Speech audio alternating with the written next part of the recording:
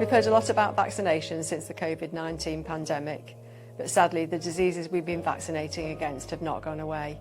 In fact, fewer young people have been having these vaccines, which means that these diseases may come back.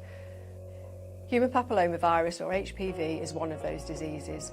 The vaccine against HPV is proven to protect you from several different cancers, including cervical cancers, cancers of the genital area and cancers of the throat and mouth. We've been making fantastic progress at reducing the numbers of young people diagnosed with these cancers, and this is mainly due to the large number of young people being vaccinated. Worldwide, approximately 300 million doses of the vaccine have been given. We know that HPV viruses are extremely common. HPV is contracted through sexual activity, including skin-to-skin contact of the genital area. Some types of this virus can exist undetected for many years, which is why having this vaccine early is so important.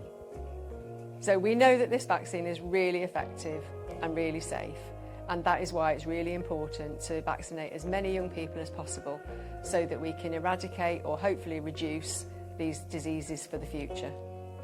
Your teenager will be offered this vaccine in school year 8. One dose will protect most teenagers from many strains of HPV. It's important that this vaccine is given before a young person becomes sexually active, as the immune systems of young people aged between 12 and 13 respond well to vaccinations, and that's why this is given at this age. The vaccine is given as an injection in the upper arm and is free on the NHS.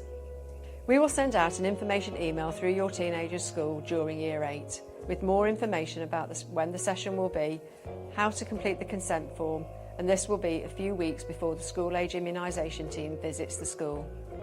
In the email sent to you, you will find a link to the online consent form. Please follow the link and complete the form, even if you don't want your young person to have the vaccinations. Sometimes parents and carers don't complete the consent form. By doing this, they think that they refuse the vaccines. This is not correct. It's really important that we know your wishes, so whether you want your child to have the vaccine or you don't, please make sure you complete the consent form. Pupils in secondary schools can also consent for themselves if they have a good understanding of the risks and benefits of having the vaccines, and if they want to be vaccinated.